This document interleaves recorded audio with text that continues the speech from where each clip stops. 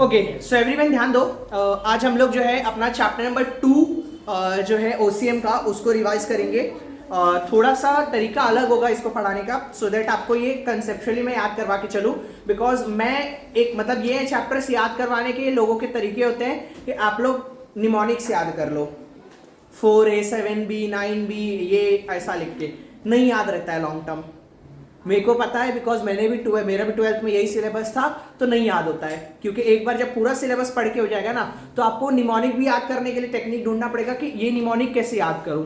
सो वो नहीं होता है, और ये आदत नहीं डालोगे तो ज्यादा बेटर है। बिकॉज आज तो इतना सा सिलेबस है, आगे इन फ्यूचर जाने के बाद और बहुत सिलेबस बढ़ने वाला है।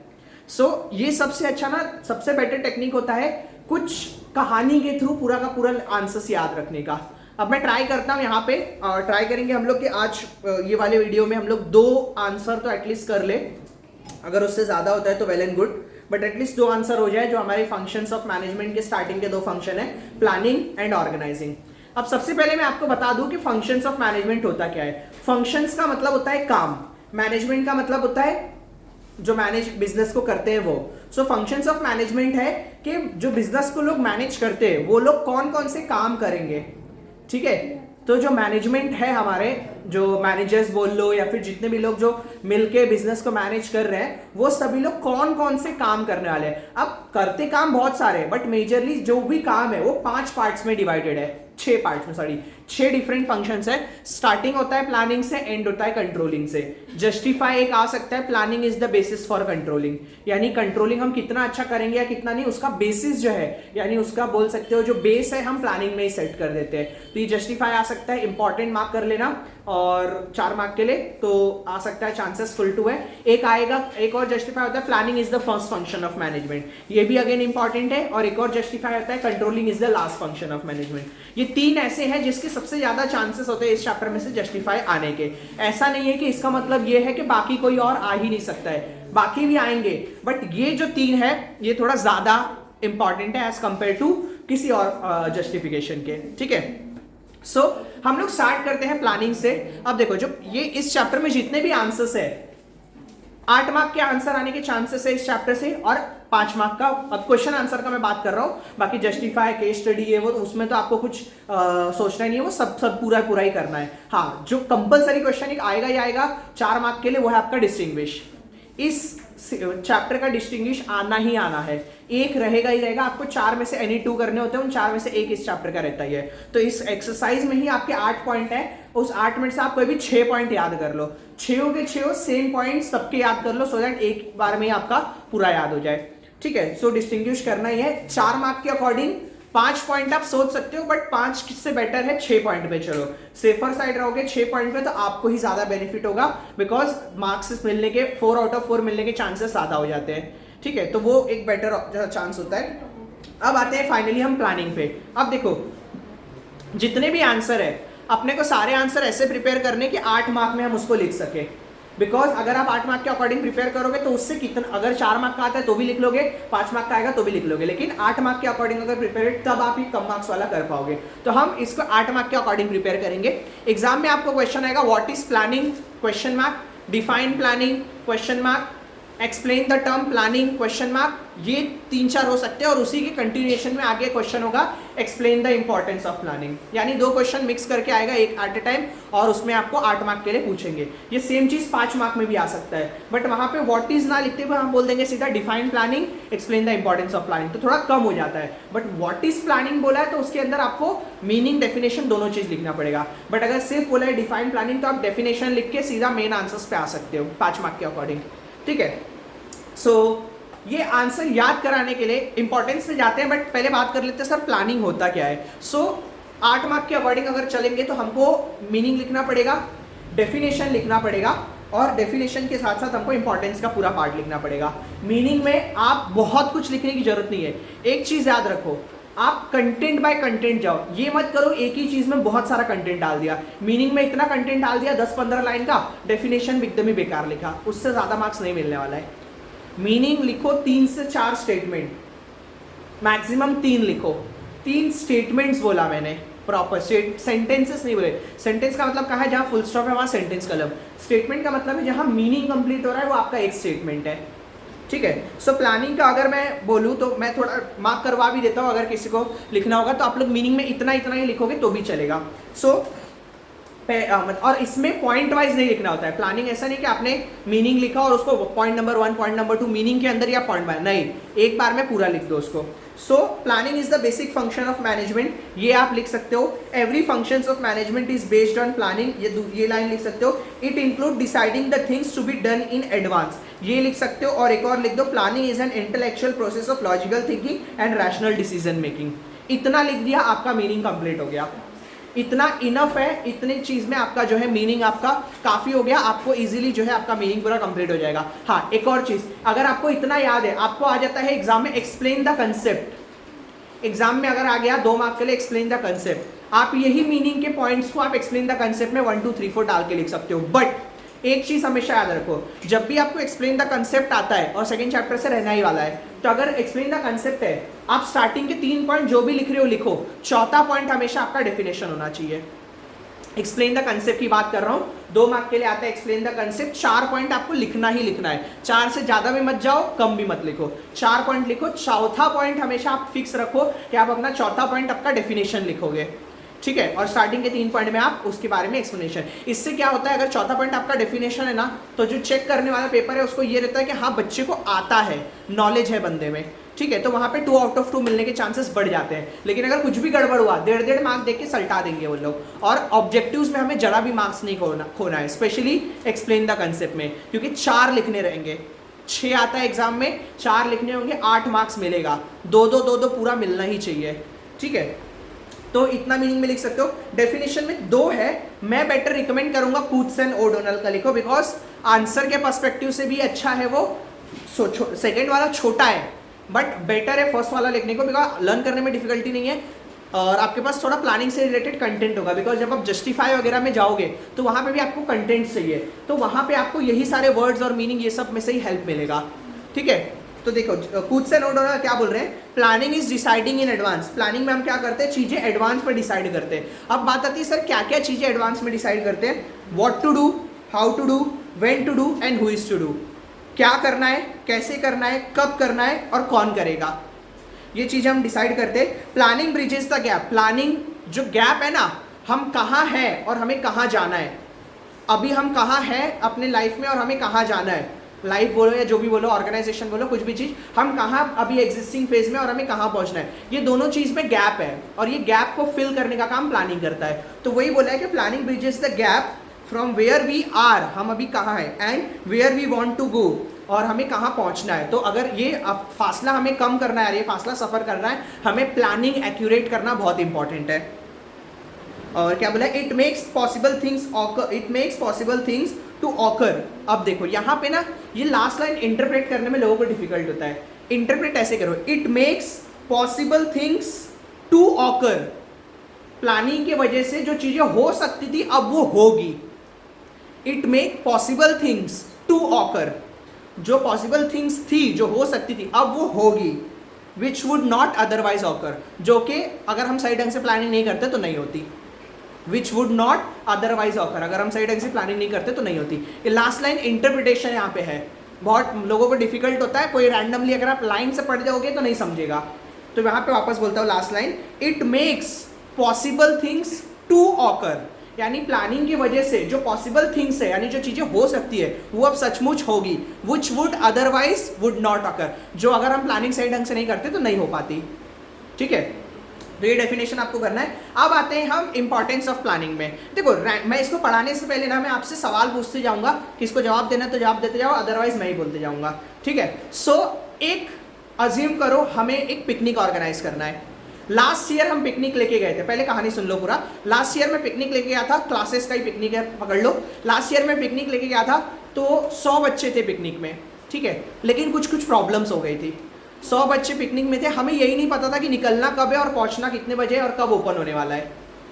थोड़ा नॉलेज का गड़बड़ हो गया था। प्लस 100 बच्चे हैं तो कम से कम 4 से 5 टीचर्स चाहिए मेरे को जो उनको हैंडल कर सके। सो वो मैं प्रॉपरली लोगों को नहीं ला पाया जिसकी वजह जो वहाँ पे मेरे हैंडल कर सके। थर्ड थिंग, कहीं ना कहीं अब देखो ऐसा नहीं कि मेरे पास टीचर्स नहीं थे, टीचर्स थे बट मैं उनको लेके नहीं जा पाया बिकॉज मैंने प्लान सही ढंग से नहीं किया कि कैसे पिकनिक लेके जाऊँ। सेकेंड उसके बाद और क्या प्रॉब्लम्स हुए वहाँ पे, मैं बच्चों को हैंडल ही नहीं कर पाया सही ढंग से। देखोगे तो लास्ट ईयर मैंने बहुत सारे प्रॉब्लम्स फेस किए पिकनिक लेके जाने की वजह से। तो आपको क्या लगता है इस साल मुझे प्लानिंग करनी चाहिए और मैं जो पिछले साल जो गलतियां कर चुका हूँ उनसे मैं सीख सकूंगा? एक काम करो, सब बुक्स बंद करो, बुक्स बंद करो। बुक्स ओपन रहेगा आपको ही डिफिकल्टी होगी समझने की, बुक्स बंद रहेगा तो थोड़ा बेटर वे से समझ पाओगे। सो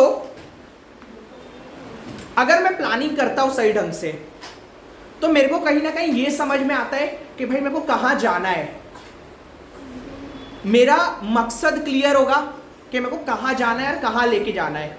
उसके लिए क्या चाहिए? Proper planning. अगर मैं प्लानिंग सही ढंग से नहीं करूंगा, मैं प्लानिंग कर रहा हूँ पिकनिक वाटर पार्क लेके जाने का, मैंने बच्चों को यही नहीं बताया कि नायलॉन के शॉर्ट्स और टी शर्ट्स लाना इंपॉर्टेंट है, तो क्या है मेरी प्रॉपर प्लानिंग हुई? यानी मेरे को प्लानिंग अगर मैं करता हूँ तो मुझे ये समझ में आ जाता है कि मैं कहाँ जाऊँगा। यानी पहले मुझे ये डिसाइड करना पड़ेगा कि मुझे पिकनिक कहाँ लेके जाना है। ठीक है, मुझे पिकनिक कहाँ लेके जाना है सबसे पहले मुझे ये डिसाइड करना पड़ेगा। अब एक बार को बात बताओ, मैं बोलता हूँ पिकनिक जा रहे हैं गोवा, 2 days 3 nights। आपको लगता है जो क्राउड नॉर्मल वाटर पार्क में पिकनिक लेके जाऊंगा वो आएगा, वो गोवा जाने के लिए क्राउड वो आएगा? Not possible. अगर 150 जन है यहाँ पे तो 150 में से मुश्किल से 5-6 मैक्सिमम 10-15। यानी कहीं ना कहीं मुझे ये सोचना पड़ेगा कि किस चीज़ के लिए लोग अग्रीड है और जो चीज़ हो सकती है उसके अकॉर्डिंग मेरे को प्लान करना पड़ेगा। ठीक है, और अगर मैंने प्लान सही ढंग से किया तो मेरा ऑब्जेक्टिव्स क्लियर होगा कि मुझे अब क्या करना है सबसे।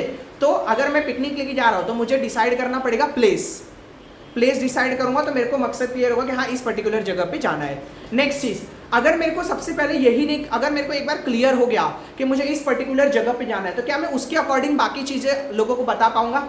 अगर मेरा ये डिसाइडेड है कि वाटर पार्क जाना है तो मैं उसके अकॉर्डिंग बच्चों को बोल पाऊंगा कि बस में हमको इतना आवर्स लगेंगे तो उसके लिए थोड़े स्नैक्स लेके आओ।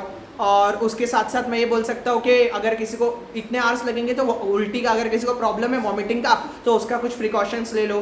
प्लस अगर वाटर पार्क जा रहे हैं तो मैं लोगों को ये बता पाऊंगा कि भाई अपने नायलॉन्स ये वो जितने कपड़े हैं एक्स्ट्रा कपड़े कैरी कर सको, समझे? अगर मेरा फिक्स है कि ये जगह जाना है तो जाने का टाइम कितना आवर्स लगेंगे और उधर से कब निकलना है ये भी चीज़ मैं फाइनल कर पाऊंगा। लेकिन ये सब चीज़ें कब कर पाऊंगा? जब मेरा ये क्लियर होगा कि मुझे जाना कहाँ है, समझे? जाना कहाँ है मतलब मेरा ऑब्जेक्टिव्स है वो। और अगर मेरा ऑब्जेक्टिव्स क्लियर है तो मुझे रास्ते मिल जाएंगे कि मुझे अब कौन कौन से काम करने हैं। ठीक है, पहला काम क्या हुआ, मेरा ऑब्जेक्टिव्स क्लियर हुआ।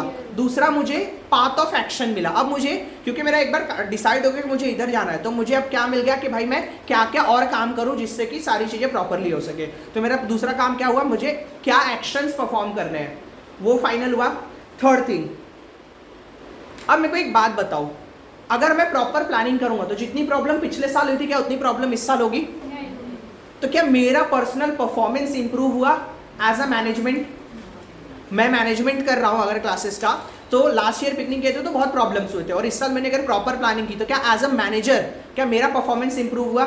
यस। पहले सबसे पहले क्या हुआ था, ऑब्जेक्टिव्स क्लियर हुए। दूसरा, पाथ ऑफ एक्शन मिला। पाथ ऑफ एक्शन, एक्शन मतलब काम, पाथ मतलब रास्ता।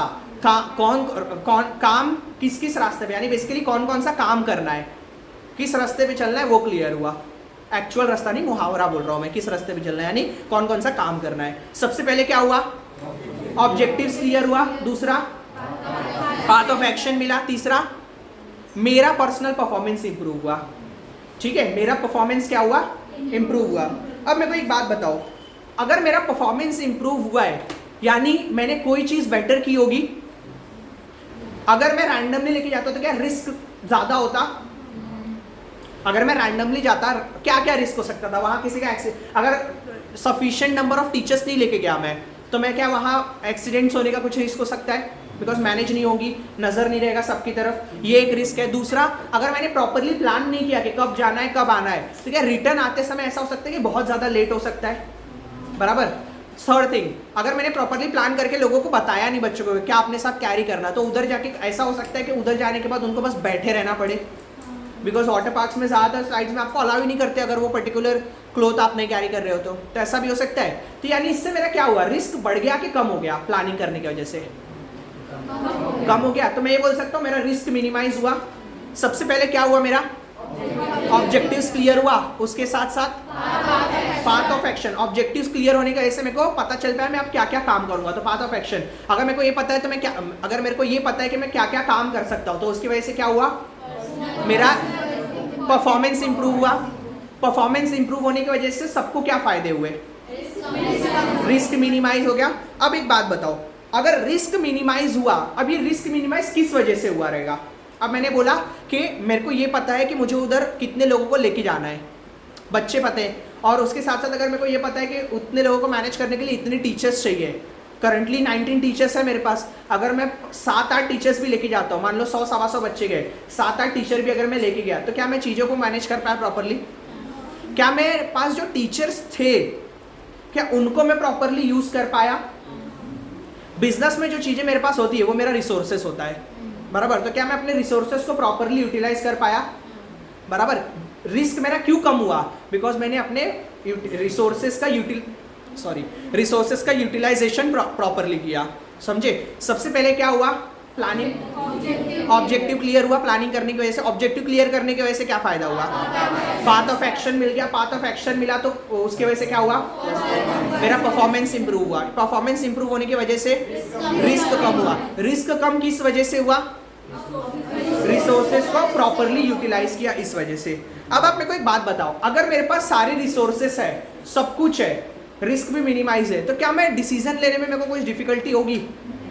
क्या मैं डिसीजन फटाफट ले सकता हूँ? अगर मेरे को पता है कि मैंने अपने सारे रिसोर्सेज प्रॉपरली यूटिलाइज किए हैं, तो क्या मेरे को डिसीजन लेने में प्रॉब्लम होगा कि तू इस बस में जा, तू उस बस में जा, या इतने लोगों को तू संभाल, इतने लोगों को तू संभाल, इतने लोगों को तू संभाल? क्या ये डिसीजंस में प्रॉब्लम होगा? नहीं होगा। तो कहीं ना कहीं मेरा डिसीजन मेकिंग ईजी होगा। यस, तो सबसे पहले प्लानिंग की वजह से क्या हुआ, ऑब्जेक्टिव्स क्लियर हुए। ऑब्जेक्टिव्स क्लियर होने की वजह से पाथ ऑफ एक्शन मिल गया। पाथ ऑफ एक्शन मिला तो मेरे को क्या फायदा हुआ, मेरा परफॉर्मेंस इंप्रूव हुआ। परफॉर्मेंस इंक्रीज होने की वजह से लोगों को क्या फायदा हुआ, रिस्क मिनिमाइज हुआ। रिस्क मिनिमाइज किस कारण की वजह से हुआ था, रिसोर्सेज को प्रॉपरली यूज किया। रिसोर्सेज को प्रॉपरली यूज किया तो इसकी वजह से अब मैं किस चीज से निश्चिंत हूँ, डिसीजन लेने से। ठीक है, अगर मैं डिसीजन प्रॉपरली ले सकता हूँ, अगर डिसीजन प्रॉपरली ले सकता हूँ, तो कहीं ना कहीं कोऑर्डिनेशन होगा चीज़ों में। अगर मेरे डिसीजन सब प्रॉपर है तो कोऑर्डिनेट आसान, आपको मेरे लिए कोऑर्डिनेट करना आसान हुआ ना, क्योंकि मेरे लिए डिसाइडेड था कि इतने बच्चों के पीछे ये टीचर, इतने बच्चों के पीछे ये टीचर, इतने बच्चों के पीछे ये टीचर, तो कहीं ना कहीं मेरा कोऑर्डिनेशन अब आसान हो पाएगा सभी लोगों से, बिकॉज सारी चीज़ें प्रॉपरली हुई है और जो प्लानिंग थी उसी के अकॉर्डिंग हुई है। तो क्या कोऑर्डिनेशन इंप्रूव होगा? यस, कोऑर्डिनेशन इंप्रूव होने के साथ साथ क्या एक स्टैंडर्ड सेट हुआ। स्टैंडर्ड सेट करने का मतलब क्या है कि इतने लोगों के पीछे इतने टीचर चाहिए ही चाहिए मुझे। अगर मैंने प्रॉपरली यूटिलाइज किया चीज़ों को, तो क्या मैं एक स्टैंडर्ड सेट कर सकता हूँ। एक बोलते हैं ना दर्जा, दर्जा बोलते क्या बोलते हैं हिंदी में, को ध्यान में नहीं रहा है, बट एक स्टैंडर्ड सेट हुआ कि इतने पीछे, इतने बच्चों के पीछे मेरे को इतने टीचर तो चाहिए ही चाहिए, समझे। तो क्या हुआ, दो चीज़ हुई, एक तो स्टैंडर्ड सेट हुआ, और स्टैंडर्ड सेट होने के साथ साथ मेरा क्या इंप्रूव हुआ, कोऑर्डिनेशन।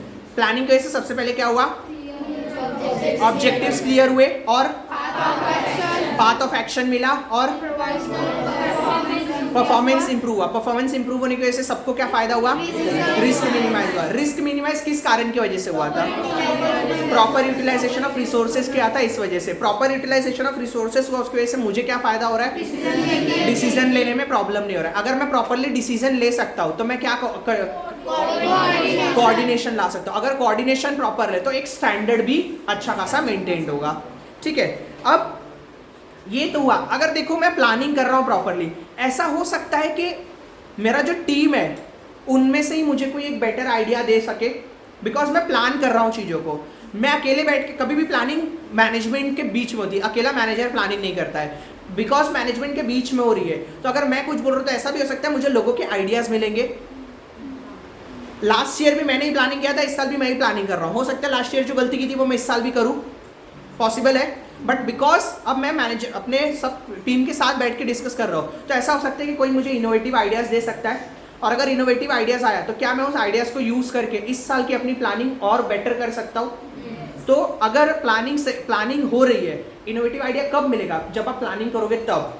तो मुझे क्या मिल सकता है, innovative idea. Innovative idea promote हो रहा है, ठीक है, या यूज़ हो रहा है, जो भी बोल सकते हो। इनोवेटिव आइडिया मिल रहा है, ठीक है। इनोवेटिव आइडिया के साथ साथ क्या मैंने प्लानिंग किया है, इसकी वजह से मैं बाकी सारे काम अच्छी तरह से कर पाऊंगा। अब बिकॉज जो मेरे को पिकनिक लेके जाना है वो प्रॉपरली प्लान्ड है। अगर पिकनिक वाली चीज़ मेरी प्रॉपरली प्लान्ड है, अगर मान लो मैं 10-12 को पिकनिक लेके जा रहा था, क्या मैं बाकी स्टैंडर्ड्स के लेक्चर्स फिर उस हिसाब से रख सकता हूँ? बिकॉज मेरे को ये पता है कि किस दिन जाना है, किस दिन आना है, ये प्लान्ड है। तो अगर ये चीज़ प्लान्ड है तो क्या मैं बाकी एक्टिविटी प्रॉपरली परफॉर्म कर पाऊंगा? यस। तो प्लानिंग की वजह से अदर फंक्शंस प्रॉपरली हो पाते हैं, ठीक है। और प्रॉपरली होने को ऐसा बोल सकते हो फैसिलिटेट करना, यानी वो चीज़ें प्रॉपरली होना। तो प्लानिंग की वजह से सबसे पहला क्या हो रहा है? ऑब्जेक्टिव्स क्लियर हो रहे हैं। दूसरा, पाथ ऑफ एक्शन मिल रहा है मुझे। पाथ ऑफ एक्शन मिलने की वजह से मेरा परफॉर्मेंस इंप्रूव हो रहा है। परफॉर्मेंस मेरा इंप्रूव हुआ, उसकी वजह से सबको क्या फायदा हुआ? रिस्क मिनिमाइज हुआ। रिस्क मिनिमाइज किस वजह से हुआ? प्रॉपर यूटिलाइजेशन ऑफ रिसोर्स किया उसकी वजह से। अगर मैंने रिसोर्सेस यूटिलाइजेशन किए तो मुझे किस चीज़ का चिंता करने की जरूरत नहीं है, डिसीजन नहीं लेने का। अगर मैं फट डिसीजन ले सकता हूँ तो क्या हो रहा है उससे? कोऑर्डिनेशन। अगर कोऑर्डिनेशन अच्छा है तो एक स्टैंडर्ड मेंटेन हो रहा है। अगर स्टैंडर्ड मेंटेन हो रहा है, हाँ ये स्टैंडर्ड मेंटेन हो रहा है। फिर थोड़ा दो पॉइंट अलग से है। एक, प्लानिंग की वजह से आइडियाज प्रमोट हो रहे हैं, इनोवेटिव आइडियाज प्रमोट हो रहा है। और दूसरा, अदर फंक्शंस ऑफ मैनेजमेंट भी प्रॉपरली हो पा रहा है, ठीक है। ध्यान में रहेगा। देखो ये 10 पॉइंट का आंसर है। एक इस फ्लो में याद रखोगे ना, बेटर याद रहेगा।